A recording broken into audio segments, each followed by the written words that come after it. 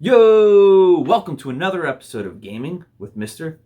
C. And it is our official Indie Tuesday episode where we shine the spotlight on a lesser known title, a game you normally wouldn't hear about or play.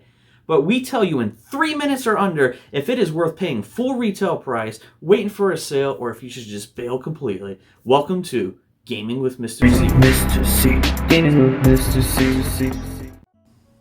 On this week's episode of Indie Tuesday, we're going to break out our Hawaiian shirts and our flippity floppities as we're going on vacation as the tourist. So guys, as the tourist, you can actually just sit around lounging on a beach chair or even go swimming. But before you know it, you're going to be sucked into finding and figuring out these monuments. There's this thin air of mystery around the story. I almost felt like I was Greg Brady with this magical tiki necklace. Dag, I really am that old. Let's get into the graphics. Alright guys, from a graphic standpoint, this game, as you could probably see, is like Minecraft and the Legos game had a love child. Except for this love child was brought to you in 4K HDR, because at times the graphics do actually pop out at you.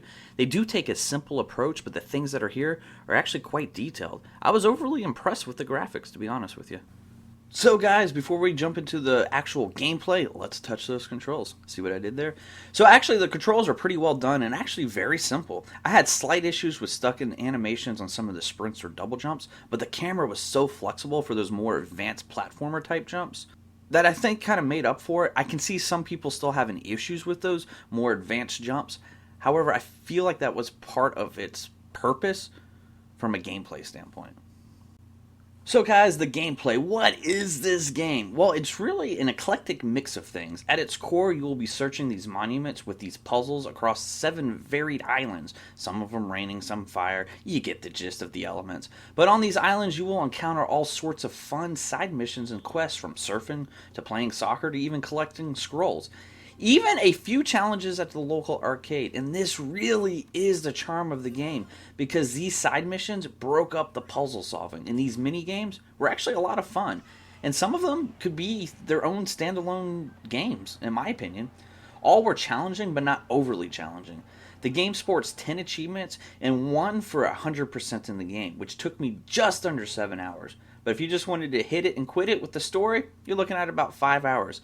This is a Game Pass game, but if you wanted to purchase it outright, you're looking at $20. I would certainly recommend this game for retail. It is a must play. A must play! I would even go as far as to say it's easily in my top 5 indie games of all time, and may even actually garner that top spot. Everything from the graphics to the changing of the clothes so you can do these mini games, to taking photos or finding artifacts, every second of this game was enjoyable. And I was actually sad to see it end. Matter of fact, check out this ending. It was even different.